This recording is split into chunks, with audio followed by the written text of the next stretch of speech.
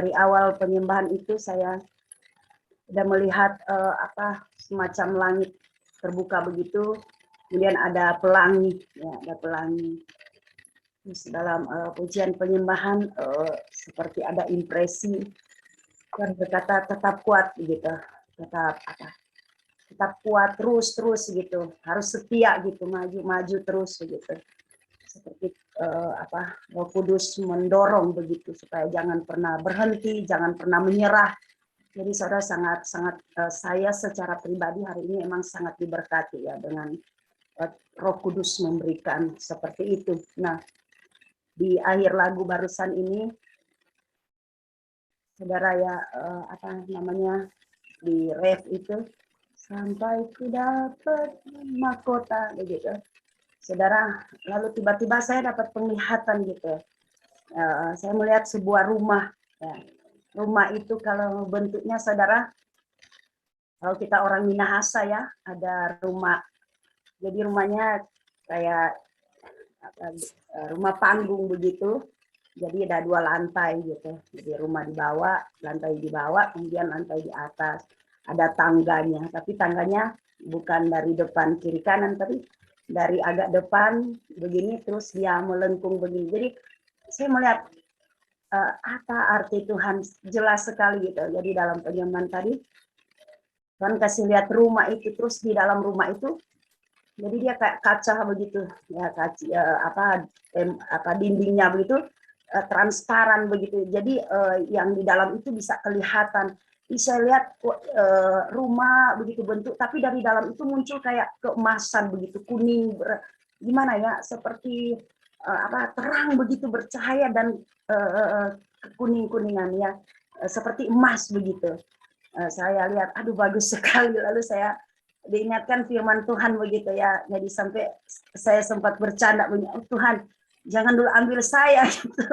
Jadi apa maksudnya, firman Tuhan kan dalam rumah Bapakku banyaklah tempat tinggal. Sampai saya tadi saya sempat ketawa sama, oh Tuhan, mungkin ini rumah tapi Tuhan jangan dulu panggil gitu. Saya masih mau melayani.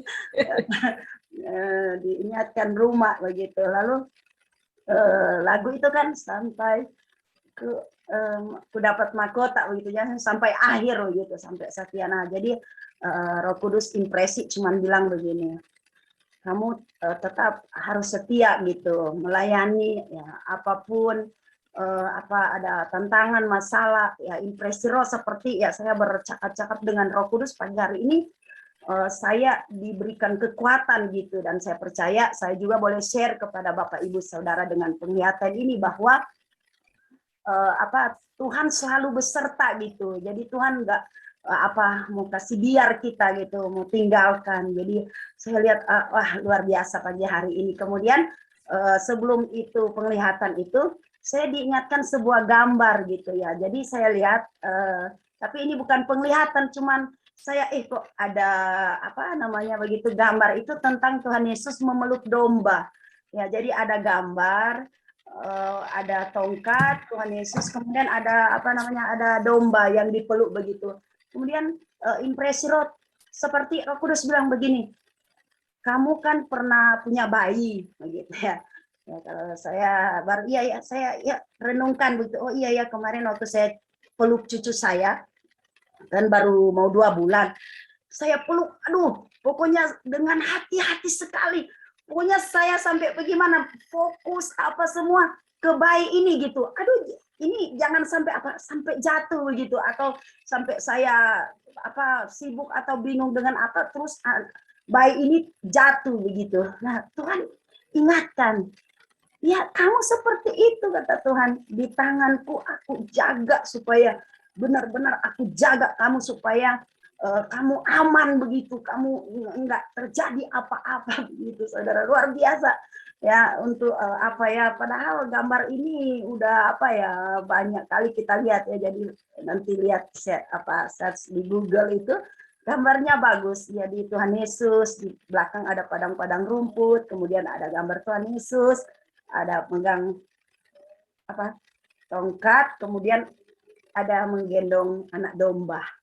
Jadi Tuhan bilang kita ini seperti bayi, ya, seperti yang Tuhan ilustrasikan saya tadi memeluk cucu saya. Aduh, pokoknya gimana deh, apa perasaan begitu mau apa bayi masih kecil begini bayi. Terus jangan-jangan sampai dia jatuh. Nah, Tuhan ngomong tadi, seperti itu aku concern, aku sungguh-sungguh menjaga kamu begitu. Jangan sampai terjadi hal-hal yang nggak baik kepada kamu begitu. Tuhan itu saja yang Tuhan. Ya. Terima kasih Tuhan untuk waktu yang sudah Kau berikan pada kami. Terima kasih Tuhan untuk hidup yang masih Engkau percayakan. Terima kasih Tuhan untuk kerinduan mencari wajah-Mu Tuhan. Bapak terus Engkau jamah kami, lawat kami, terus sampai selesai Tuhan. Mesbah pagi hari ini Tuhan. Engkau terus akan menolong kami, membuat kami dapat memberi yang terbaik bagi-Mu Tuhan. Mempersembahkan hidup dan hati dan seluruh rencana kami sepanjang hari ini Tuhan, yang terbaik bagi-Mu Tuhan. Terima kasih Bapa. Diserahkan Tuhan ibadah ini Tuhan, dalam pelayanan firman ini biar Roh Kudus yang ambil alih, biarlah Tuhan yang menaruh firman di lidah bibir mulut hamba-Mu untuk disampaikan, memberikan pikiran Kristus hati-Mu Tuhan, dan rencana-Mu Tuhan, dan kehendak-Mu Tuhan, sehingga tidak hanya sekedar Tuhan mengucapkan perkataan, tetapi ada rema di dalamnya Tuhan. Terima kasih Bapa di surga. Kami berdoa, kami percaya Tuhan semua kami yang ada diberkati oleh Tuhan. Terima kasih Bapa di surga, di dalam nama Tuhan Yesus kami akan mendengar firman Tuhan, dan Tuhan menaruh kebenaran itu di hati kami Tuhan, di dalam nama Tuhan Yesus. Haleluya, amin. Puji Tuhan. Ya, kalau kita melihat bahwa sekarang ini adalah hari yang dikatakan Minggu Palem, ya, Minggu Palem, ya, di mana Tuhan Yesus masuk ke Yerusalem, dan ini adalah pekan suci yang dikatakan, ya, minggu sebelum Paskah, Minggu sengsara katanya ya. Nah, saudara, kita lihat firman Tuhan. Saya mengajak Anda melihat di dalam Matius dulu ya, Matius 21. Iya, Matius 21 kita akan baca bersama dari ayat 1 sampai 10 ya.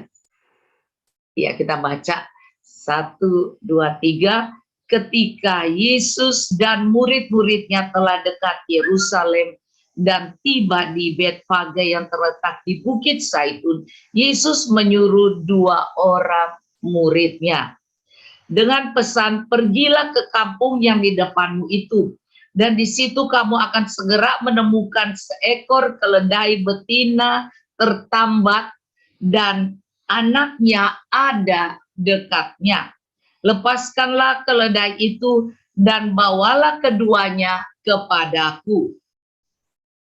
Dan jikalau ada orang menegur kamu, katakanlah Tuhan memerlukannya, ia akan segera mengembalikannya. Hal itu terjadi supaya genaplah firman yang disampaikan oleh Nabi, katakanlah kepada putri Sion, lihat, rajamu datang kepadamu, ia lemah lembut dan mengendarai seekor keledai beban yang mudah. Maka pergilah murid-murid itu dan berbuat seperti yang ditugaskan Yesus kepada mereka. Mereka membawa keledai betina itu bersama anaknya, lalu mengalasinya dengan pakaian mereka, dan Yesus pun naik ke atasnya. Orang banyak yang sangat besar jumlahnya menghamparkan pakaiannya di jalan. Ada pula yang memotong ranting-ranting dari pohon-pohon dan menyebarkannya di jalan. Dan orang banyak yang berjalan di depan Yesus dan yang mengikutinya dari belakang berseru katanya, Hosana bagi anak Daud, Diberkatilah dia yang datang dalam nama Tuhan. Hosana di tempat yang maha tinggi. Dan ketika ia masuk ke Yerusalem, gemparlah seluruh kota itu, dan orang berkata, siapakah orang ini? Dan orang banyak itu menyaut, inilah Nabi Yesus dari Nazaret di Galilea. Kita tahu bahwa yang berkata Yesus adalah Nabi adalah agama yang terbanyak di negara kami. Iya, dan kita juga sangat tahu itu adalah satu agama yang ada di dunia ini, dan juga suatu yang kadangkala membuat suatu yang menyeramkan, saudara ya. Tetapi saat kita membaca ini, Anda lihat ada berapa yang mengikut. Kita lihat di sini, di kota itu akan gempar, karena ayat 8, orang banyak yang sangat besar jumlahnya menghamparkan pakaian di jalan. Ada pula yang memotong ranting-ranting dan pohon-pohon dan menyebarkannya di jalan. Dan orang banyak yang berjalan di depan Yesus dan yang mengikutinya dari belakang berseru. Lihat, mereka berkata, Hosana bagi anak Daud, diberkati dia yang datang dalam nama Tuhan. Hosana di tempat yang maha tinggi.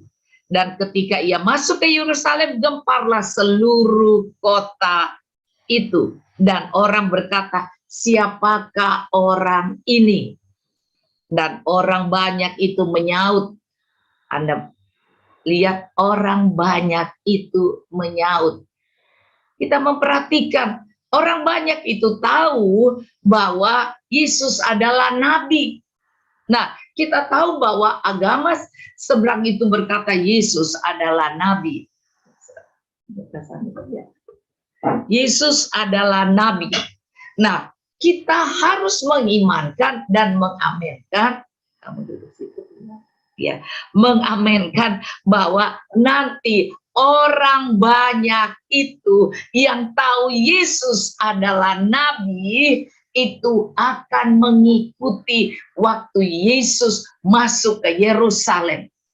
Dan perhatikan baik-baik di sini bahwa Yesus adalah Allah yang sangat-sangat tahu persis ke depannya. Sehingga kita mempercayai Tuhan karena tahu bahwa ke depannya itu seperti apa. Kedepannya itu apa, dan semua tertulis di dalam kebenaran firman. Kalau Anda perhatikan di sini dikatakan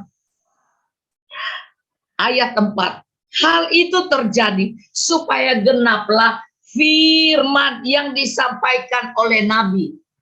Firman yang disampaikan oleh Nabi. Katakanlah kepada putri Sion, lihat rajamu datang kepadamu. Ia lemah lembut dan mengendarai seekor keledai beban yang mudah. Kita lihat ini adalah pernyataan-pernyataan yang sudah dikatakan dan bahkan sudah menjadi nubuatan. Yang kita nantikan adalah pernyataan-pernyataan nubuatan yang akan terjadi. Dan kita semua sedang menantikan kedatangan Tuhan. Dan kita tahu kalau Tuhan masuk ke Yerusalem, kalau akan ada terjadi kebangunan rohani yang sangat luar biasa, maka kita tidak tahu dengan cara apa kebangunan rohani ini. Tetapi ini pasti akan terjadi dan akan banyak orang melihat kemuliaan Tuhan dan mengikutinya.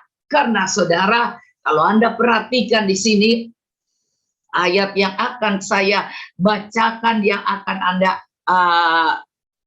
tahu bahwa di Matius, Markus, Lukas tertulis hal yang sama. Coba kita akan lihat ya di sini satu perkataan yang Anda akan perhatikan. Lihat ayat 2. Dengan pesan, pergilah ke kampung yang di depanmu itu, dan di situ kamu akan segera menemukan seekor keledai betina tertambat dan anaknya ada dekatnya. Iya, anaknya ada dekatnya.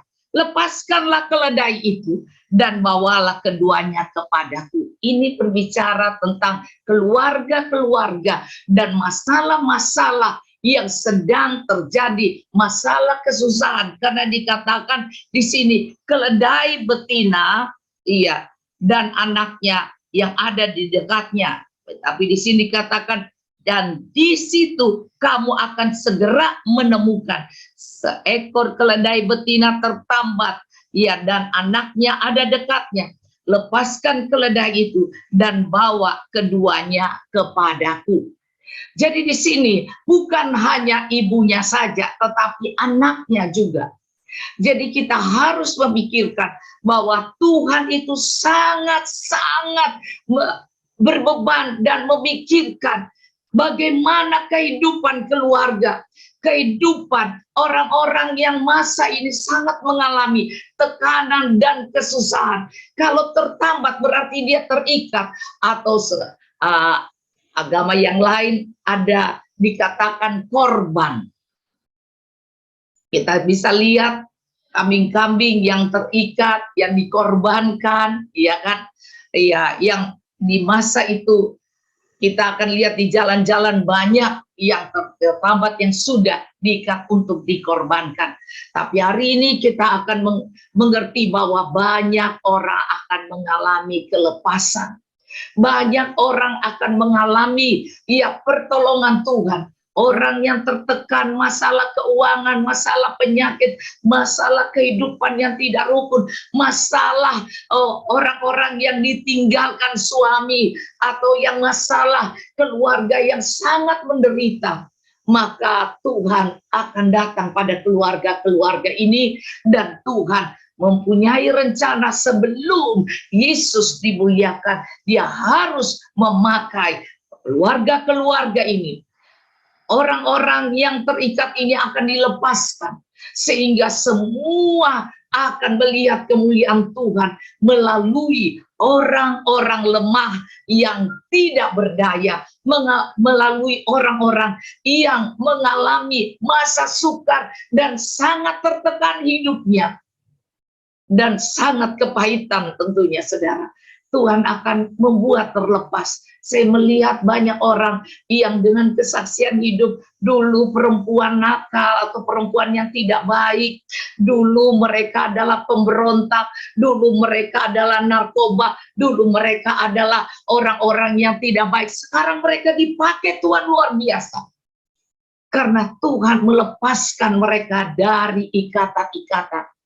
Kalau kita melihat di dalam Yohanes, kita lihat bahwa ada wanita Samaria. Anda sudah tahu ini cerita, saya tidak usah buka lagi. Wanita Samaria ini, dia datang dan selalu berbeban buat keluarganya. Tetapi siapakah yang akan peduli, karena dia memiliki masa lalu yang tidak baik. Dan dia memiliki suatu yang kehidupan yang dijalaninya yang membuat orang pun tidak suka tentu bergaul dengan dia. Tetapi kemudian kita tahu bahwa pasti dia sedang ada di dalam hidup yang kepahitan. Karena pasti ada banyak orang menghebohkan hidup dia. Menggosipkan dia. Sehingga dia harus datang, mencari air minum, mengambil air minum itu di tengah-tengah hari di mana sangat panas. Dan apa yang jadi, dia berjumpa dengan Tuhan. Ingat tadi dikatakan, lepaskanlah keledai itu. Keledai betina berbicara tentang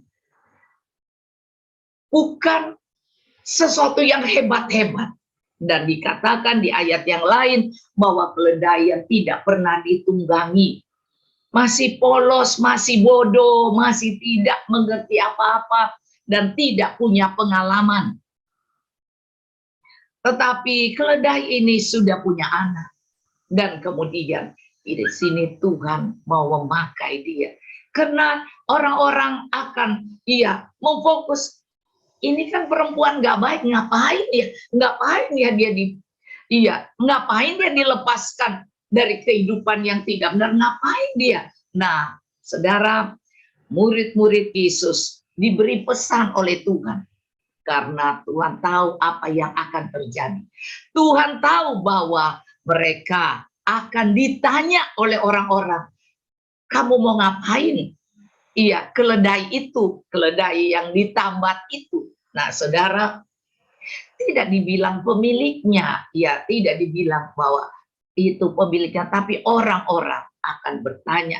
Nah, di sini kita akan melihat bahwa ternyata Tuhan sudah titip perkataan itu, bahwa bilang, Tuhan bukan dibilang seseorang memerlukannya, bukan bilang ada gereja yang memerlukannya, bukan bilang ada satu yayasan sosial memerlukannya, bukan bilang ada satu perusahaan yang besar memerlukannya, tetapi satu kata dikatakan, Tuhan memerlukan. Saudara, sangat-sangat indah perkataan bahwa dia orang yang diperlukan. Tidak punya keahlian. Dia hanya seekor keledai yang lemah. Iya, karena dikatakan keledai betina. Dan dia punya beban anak. Yesus memerlukan. Jadi Anda harus tangkap ini. Bahwa sebelum Yesus datang kali yang kedua, Tuhan akan melepaskan orang-orang yang terikat, perempuan-perempuan Samaria, orang-orang yang mengalami tekanan dan kesusahan, bahkan yang jatuh dalam dosa-dosa apapun. Tuhan akan memerdekakan mereka dan Tuhan akan pakai mereka. Baik orang yang biasa hidup baik, baik orang yang tidak baik. Jadi berbagai macam manusia Tuhan akan pakai. Sebab itu kita harus menyediakan, kita harus mempersiapkan hati kita, hidup kita, melatih untuk selalu membaca firman, selalu memuji, menyembah. Karena kalau waktunya datang pada kita, kita akan melihat banyak orang akan bertanya, ngapain dia? Ngapain dia di sini? Ngapain dia dibebaskan? Ngapain? Saudara, dan orang murid-murid Yesus akan berkata, orang ini diperlukan Tuhan. Anda diperlukan Tuhan. Pelayanan Anda diperlukan Tuhan. Suara pujian Anda diperlukan Tuhan. Kesaksian Anda diperlukan Tuhan. Kita memiliki kesaksian karena kita adalah keledai-keledai yang lemah ini, yang dibebaskan oleh Tuhan, yang dimerdekakan oleh Tuhan, yang akan Tuhan pakai untuk datang masuk ke Yerusalem. Ya, kota raja, Yerusalem kota raja, kota Allah. Jadi jangan menyepelekan hidup ini. Jangan membuang hidup ini dengan hal-hal yang sembarangan saja. Tetapi fokus pada hal-hal yang Tuhan mau. Fokus pada kebaikan. Fokus pada hal-hal yang indah. Iya, hal yang mulia. Sebab itu dikatakan bahwa milikilah pikiran Kristus. Filipi berkata bahwa pikirkanlah yang baik, yang indah, yang mulia, yang sedap didengar, yang membawa kebajikan, yang kudus, yang apa saudara ya semua. Dan itulah pikiran Kristus. Maka dalam keadaan suasana kita yang susah atau sedang mengalami tekanan model apapun, harus punya perkataan EGP, emang gua pikirin. Saudara, karena hidup ini tetap harus berjalan. Keadaan yang seperti ini pun, seperti Kami punya Bukit Doa, dan Bukit Doa 2,5 tahun nggak ada yang pakai, saudara. Iya, dan kami mengalami banyak tekanan, kami mengalami banyak stres, kami mengalami karena kami harus bayar pegawai, dan kami harus bayar karena kami bangun, iya, Bukit Doa Mount Hermon, atau sekarang namanya Camp David Resort, atau Lembah Pujian, iya, Pondok Pujian, ya, Camp David Resort, ya. Tuhan bilang di akhir zaman akan dibangun Pondok Pujian, ya, Pondok Daud, ya, Pondok Daud, maka kami namakan Camp David, tempat berkumpul, tempat retret, tempat seminar, tempat orang mencari Tuhan, tempat orang berdoa, tempat orang memuji menyembah Tuhan, iya, di sana, dan bersukacita karena di atas gunung Tuhan, iya, akan ada kegirangan sukacita. Dalam kitab Yesaya dikatakan, dan di sana ada pengajaran. Nah, saya percaya, saudara, keadaan ini juga sangat berdampak pada kami yang mengalami masa sukar ini. Tetapi ini toh harus terus berjalan. Apakah kita akan terus merasa oh Tuhan kenapa begini, dan kita mengeluh dan kita marah? Saudara, tidak. Kita harus berfokus bahwa apapun yang sedang dialami, hidup ini tetap berjalan dan tetap harus setia kepada Tuhan. Tetap harus memikirkan sesuatu yang baik, yang indah, yang mulia, yang Tuhan sedang rencanakan kepada hidup kita. Sebab itu banyak kali kita mengalami masa lemah, masa tidak berdaya seperti keledai ini. Maka inilah waktu Tuhan bagi kita. Waktu Tuhan bagi orang-orang yang sudah mengalami masa tekanan kesusahan ini. Ingat, dia katakan di Yesaya 49, di saat nanti Yeremia 29. Dikatakan di 70 tahun kemudian, Tuhan akan memperhatikan. Ingat, itu bukan berbicara usia, atau tahun, kan, tetapi ingat bahwa hidup ini ada waktu Tuhan bagi kita. Jangan sampai waktu Tuhan tiba-tiba datang pada kita, kita sedang dalam keadaan yang ngamuk, yang rasanya benci dan kepahitan. Ingat, saat itu adalah keledai yang tertambat. Artinya dia tidak bisa bikin apa-apa, dan dia diikat di situ. Dia tidak bisa buat apa-apa. Dia lemah. Tetapi kalau waktu Tuhan datang, Tuhan akan memerdekakan dia. Dan saya melihat bahwa waktu Tuhan memberikan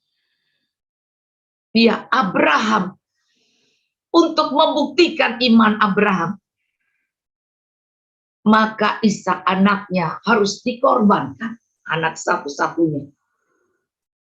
Karena iman Abraham percaya banget bahwa Tuhan tidak punya rencana yang jahat, tidak punya pikiran yang celaka buat kita, tidak. Karena Yeremia 29 ayat 11 berkata, rancanganku padamu bukan rancangan kecelakaan, tapi hari depan yang penuh harapan. Damai sejahtera, hari depan yang penuh harapan. Maka pegang baik-baik janji Tuhan itu. Maka saudara, dikatakan kalau kamu berseru, berdoa, dan bersungguh-sungguh berfokus kepada Tuhan, maka kamu akan menemukan Tuhan, dan Tuhan akan menjawab doa kita. Amin. Jadi saya percaya bahwa keledai ini sudah bersungguh-sungguh. Hidup kita yang tertekan dan bermasalah ini di masa pandemi ini harus lebih bersungguh-sungguh. Dan ingat suara Tuhan itu. Katakan bahwa aku memerlukan kamu. Tuhan memerlukan kita. Sebab itu menara-menara banyak dibangun dan lebih lagi menjadi berkat. Karena apa, saudara? Masa ini Tuhan memerlukan kita datang dan berdoa bersama. Karena saudara, disinilah masalah-masalah kita bisa kita ceritakan kepada Tuhan. Kita boleh lemah, kita boleh mengalami masa tertekan, terikat oleh hutang piutang, oleh masalah-masalah kesusahan ini. Tetapi kita punya penebus. Penebus, iya, kita punya Yesus yang mati bagi kita. Kita punya Allah yang kita sembah. Dia tidak pernah membiarkan kita. Dia tidak pernah, iya, mempermalukan kita. Untuk sejenak kita merasa seakan-akan Tuhan tidak peduli. Tetapi jangan ada kepahitan, jangan ada kemarahan, jangan ada kebencian. Kita harus terus setia datang kepada Tuhan dan berfokus kepada Tuhan, seperti Bartimius yang buta. Dia mengalami kebutahan, dia mengalami masa yang sangat-sangat tidak nyaman. Tetapi waktu dia mendengar Yesus lewat, dia berseru, Yesus anak Daud, kasihanilah aku. Yesus anak Daud, kasihanilah aku. Saudara, kita percaya bahwa kalau ada suara yang berseru dengan segenap hati, maka Tuhan akan mendengarnya.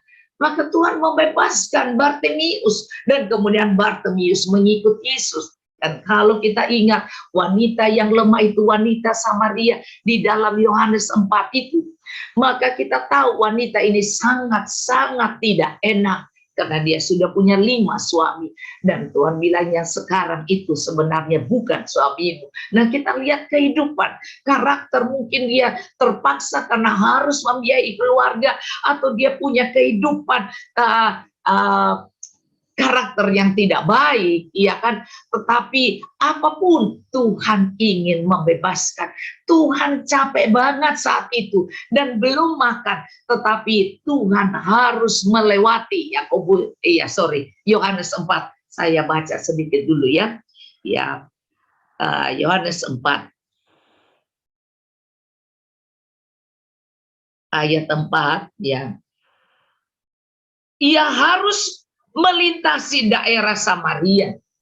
Maka sampailah ia di sebuah kota di Samaria yang bernama Sikar, dekat tanah yang diberikan Yakub dahulu kepada anaknya Yusuf.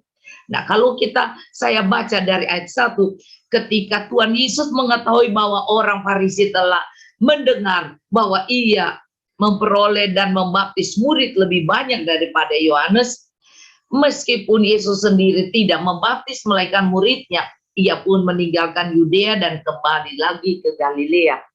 Kita lihat di sini ada orang Farisi, tetapi Anda akan tahu di dalam Markus 11 ayat 1 dan 11, Lukas 19 dan bahkan Yohanes 2, itu ada orang Farisi juga yang mengikut Tuhan. Mengikut Tuhan masuk ke Yerusalem. Nah, Anda perhatikan lagi ya. Iya, saya baca kembali di sini. Tentu saat itu, ayat 6 ya. Di situ terdapat sumur Yakub. Yesus sangat letih oleh perjalanan. Yesus sangat letih. Sebagai Allah yang turun ke dunia menjadi manusia, yang benar-benar manusia, dalam perjalanan tentu ada keletihan. Ada kecapean.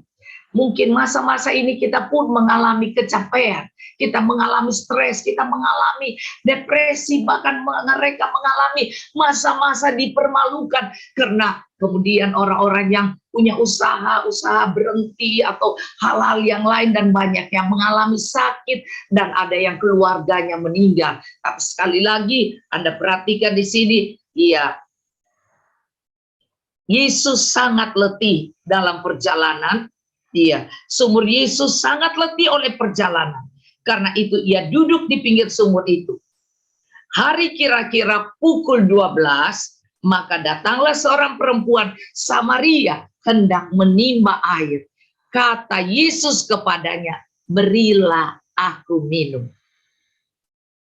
Tadi kita lihat, dikatakan keledai yang tertambat ini, Tuhan katakan, Tuhan memerlukannya. Kok Tuhan juga memerlukan air minum dari wanita Samaria ini? Yang kalau kita baca seterusnya, ya kita akan lihat seterusnya ya, ayat 8, sebab murid-muridnya telah pergi ke kota membeli makanan. Maka kata perempuan Samaria itu kepadanya, masakan engkau seorang Yahudi minta minum kepadaku seorang Samaria? Sebab orang Yahudi tidak bergaul dengan orang Samaria. Ini pun kalau kita tidak bersahabat dengan agama seberang atau hal-hal yang lain, Tuhan tetap akan menyelamatkan dengan cara Tuhan. Cara Tuhan luar biasa untuk membebaskan orang-orang yang terikat. Orang-orang yang tidak mengerti tentang Tuhan karena agamanya, padahal agamanya ada Abraham, ada Daud di situ, bahkan ada Isa. Tapi sekali lagi, tadi waktu kita baca, mereka bilang dia yang mereka ikuti beramai-ramai itu adalah seorang nabi. Kita yang percaya Tuhan, murid-murid Yesus bilang, Tuhan memerlukan. Jadi ada yang bilang Yesus Tuhan, ada yang bilang Yesus nabi. Nah, kita perhatikan di sini ya. Jawab Yesus kepadanya, jika engkau tahu bahwa karunia Allah, dan siapakah dia yang berkata kepadamu, berilah aku minum? Siapa yang menyuruh murid Yesus untuk membebaskan keledai ini? Dikatakan Tuhan memerlukan. Dengan kata yang mereka bilang Tuhan memerlukan, maka semua orang kaget, Tuhan itu yang mana? Tuhan yang mana? Mari kita sama-sama ngikutin, lihat keledai ini dibawa kemana dan siapakah Tuhan itu. Saudara, kita tahu bahwa ada pelayanan Pastor Andi yang ditutup. Karena dia menolong siapa saja, tidak harus orang Kristen. Dia memerdekakan, mendoakan pelepasan, dan mendoakan orang supaya sembuh. Maka saudara, terjadilah orang-orang yang mulai. Iya. Nah inilah yang harus didoakan saudara. Karena ingat, sebenarnya Tuhan punya banyak cara untuk menolong orang. Bahwa Tuhan memerlukan orang-orang itu semua untuk datang kepada Tuhan dengan cara melepaskan, menyembuhkan, atau menuntun mereka kepada kebenaran. Nah, Anda lihat lagi di dalam firman ini dikatakan, jika engkau tahu tentang karunia Allah, maka kita harus mengerti pertama tentang siapakah karunia itu. Yesus adalah karunia yang termulia yang diberikan kepada kita. Siapakah Yesus? Kita harus belajar dengan rajin tentang Yesus. Maka dikatakan Injil adalah kekuatan Allah. Maka ayat tentang Yesus masuk ke Yerusalem, membebaskan keledai yang lemah ini, keledai yang belum pernah ditunggangi, dan kita lihat dan punya beban, punya anak, ya kan, dan punya masalah tentunya karena terikat, ya kan.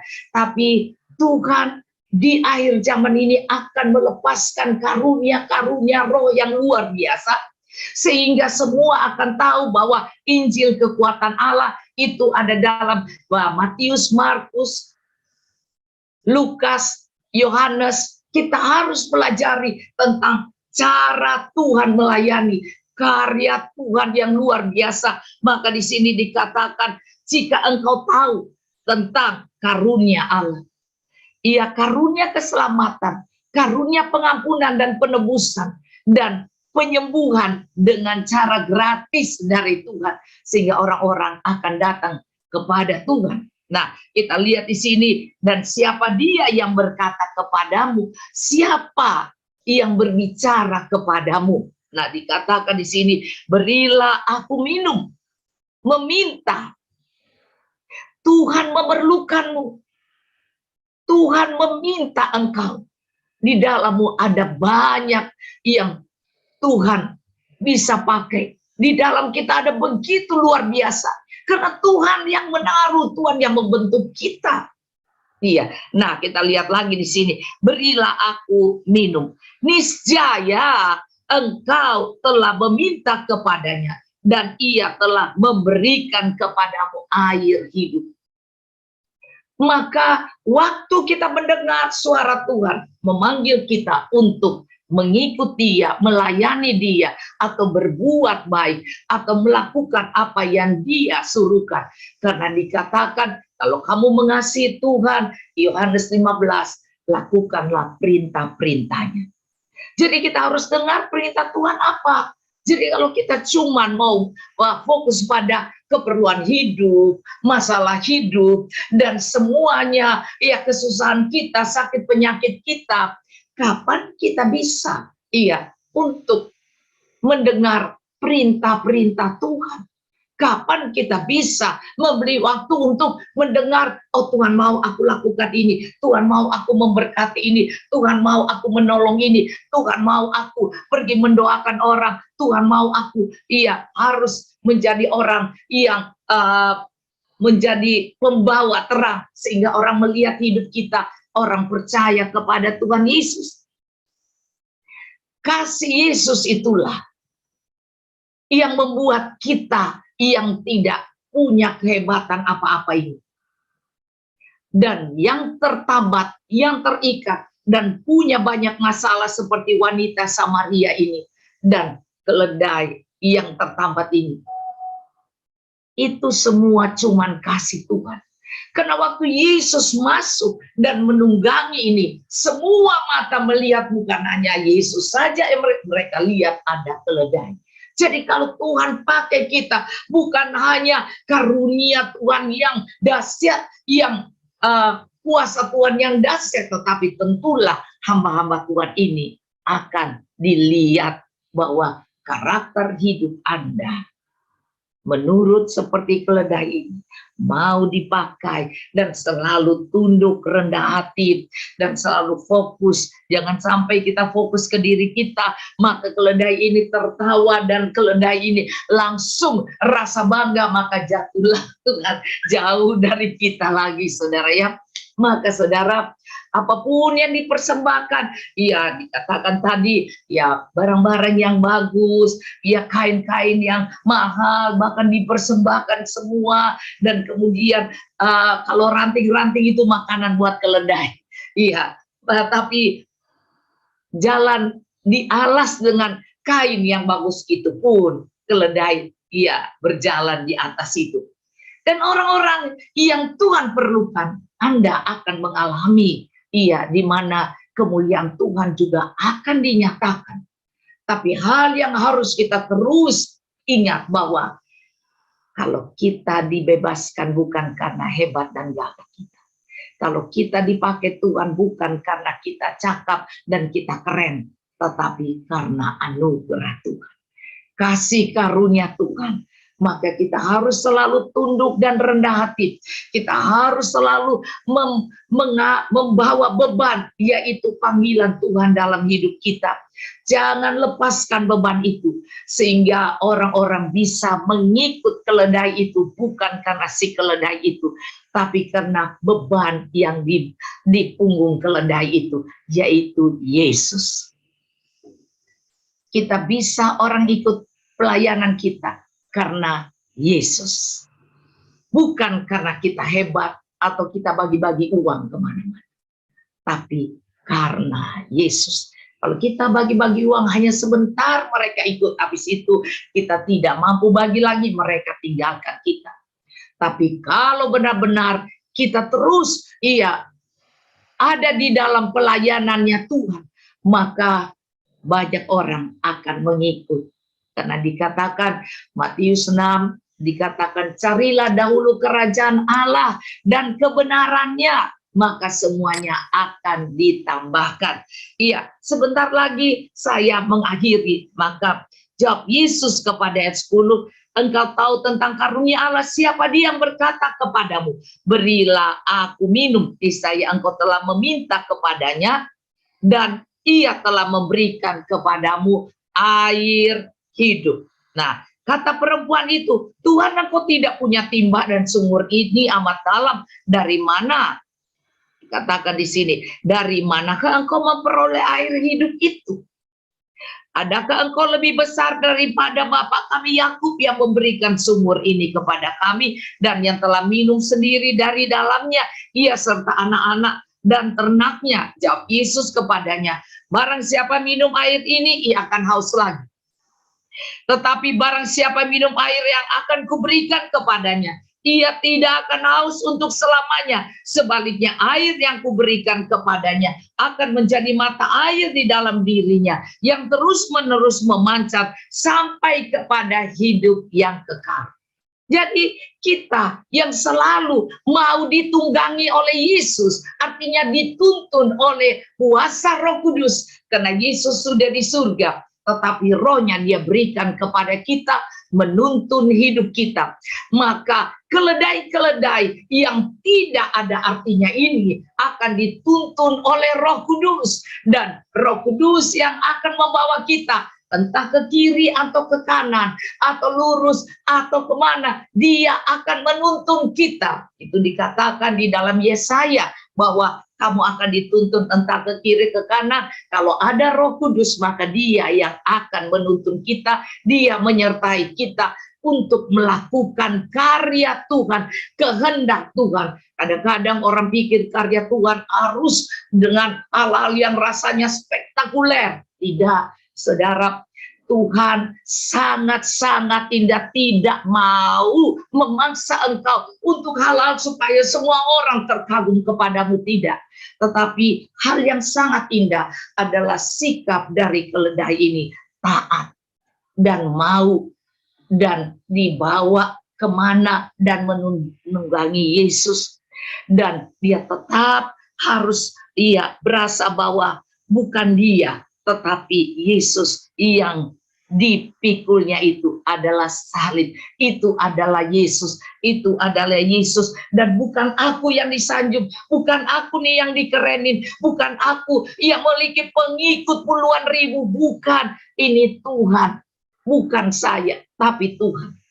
Kalau kita bisa menjaga hati kita seperti keledai ini, ya, maka kita akan lihat bahwa kita tetap akan bisa dipakai oleh Tuhan.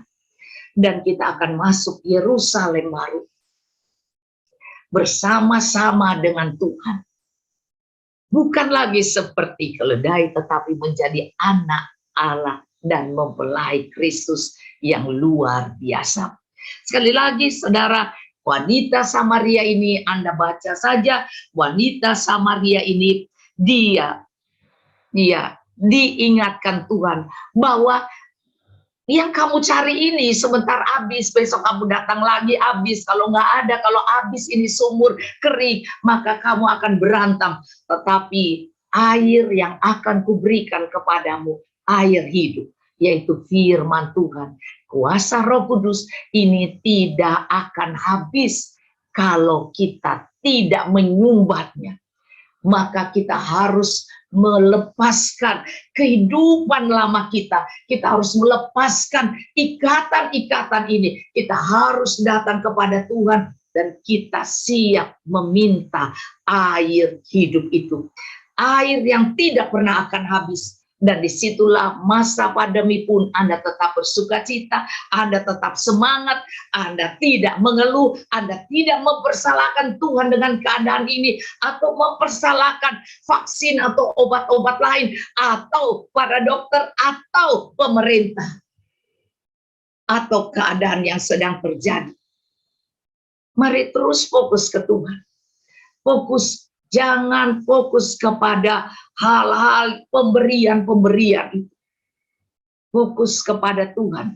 Maka sebab itu Tuhan katakan, aku minta, aku memerlukanmu. Tetapi yang kamu harus minta adalah air kehidupan yang akan kuberikan kepadamu. Maka Tuhan katakan, mintalah, maka kamu akan diberi. Carilah seperti hari ini kita cari Tuhan. Carilah maka kau akan mendapat. Ketoklah, ayo pakai tenaga, ketoklah, maka kau akan dibukakan. Pintu apa yang Tuhan tidak bisa buka? Kalau engkau bersungguh-sungguh mencari Tuhan. Tuhan pasti akan menolong kita. Doa-doa Anda pasti akan dijawab Tuhan. Bayangkan wanita Samaria ini kemudian menjadi penginjil yang pertama. Iya, yang pertama. Dan terus dia membawa satu kota Samaria datang kepada Tuhan. Dan dia tidak bilang datang kepada dirinya, tapi dia bawa kepada Tuhan Yesus. Dan kemudian mereka berjumpa dengan Tuhan. Dan tidak lagi karena wanita Samaria ini. Banyak kita kemudian membawa kepada diri kita, pelayanan kita, dan bukan kepada Tuhan. Dan kemudian mereka tertambat lagi dengan organisasi kita, tertambat lagi dengan gereja kita, tertambat lagi dengan keangkuhan kita hamba-hamba Tuhan. Sehingga akhirnya kita selalu merasa sakit hati kalau mereka disuruh Tuhan kemana, kita bilang kemana sih mereka, kok tidak setia, kok tidak taat, tidak setia, padahal mereka pun sedang melakukan tugas yang Tuhan suruhkan.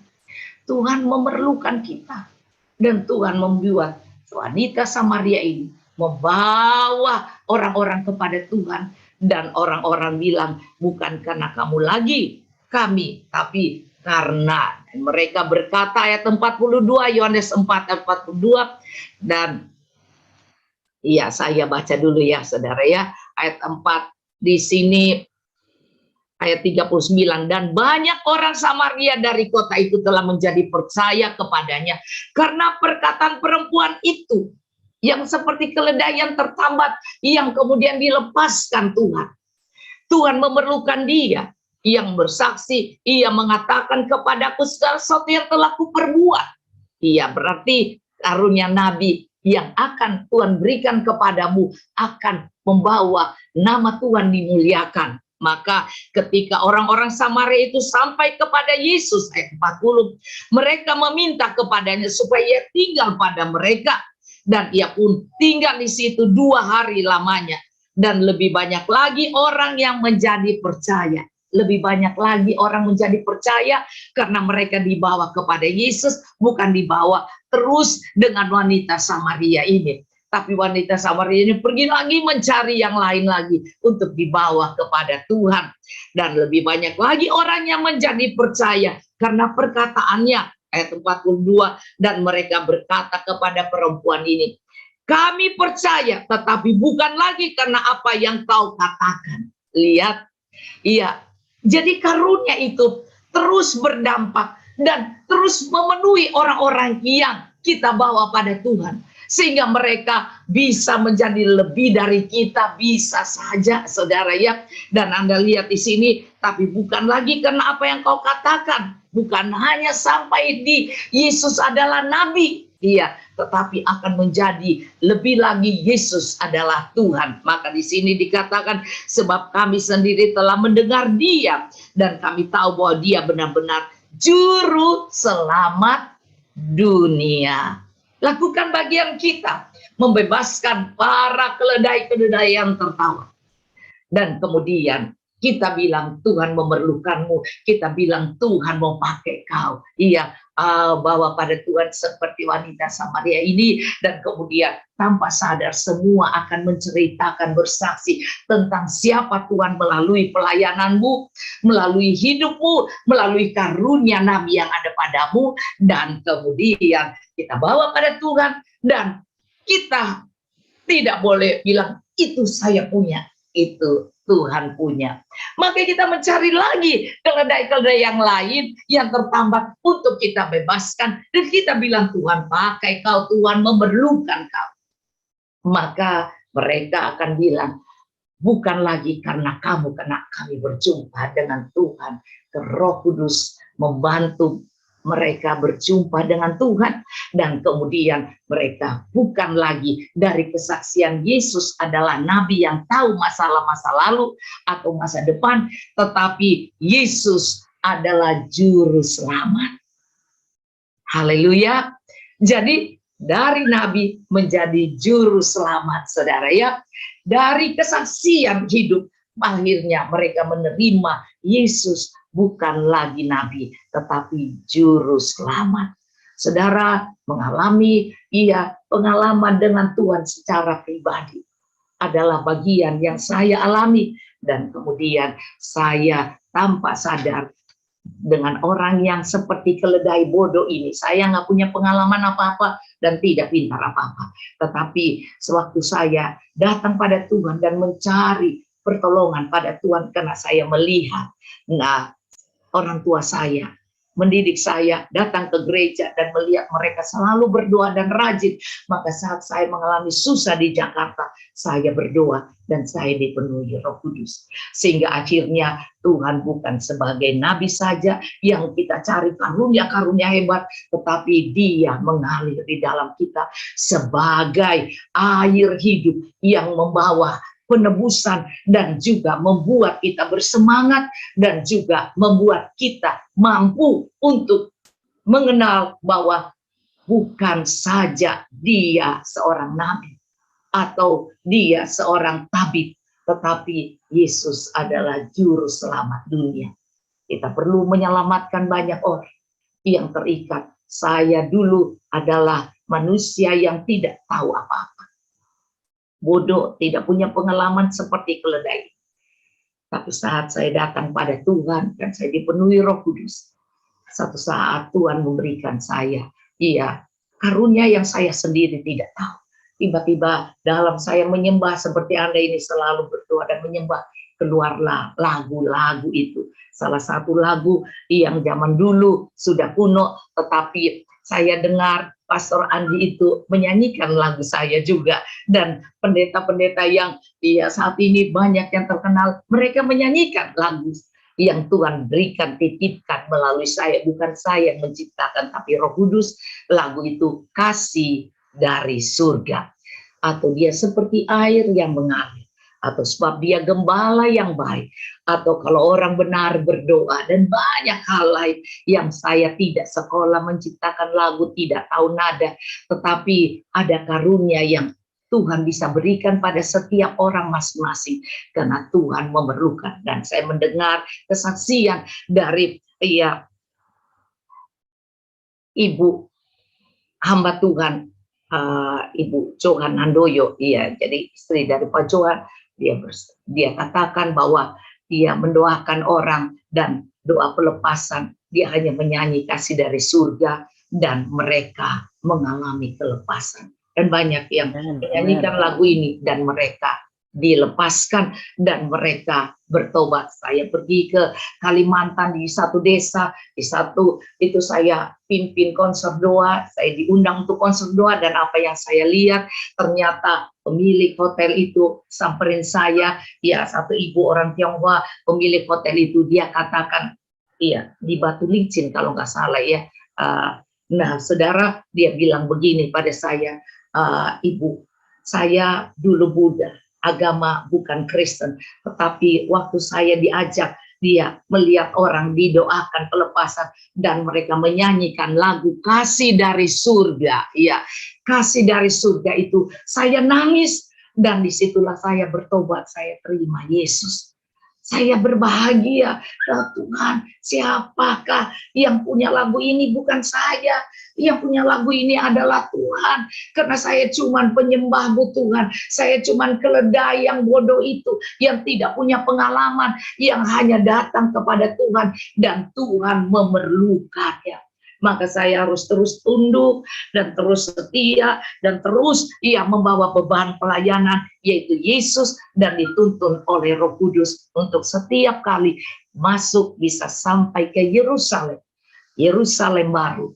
Kita terus bersama dengan Tuhan Puji Tuhan, saya percaya biarlah kita semua dengan rendah hati mau dipakai oleh Tuhan.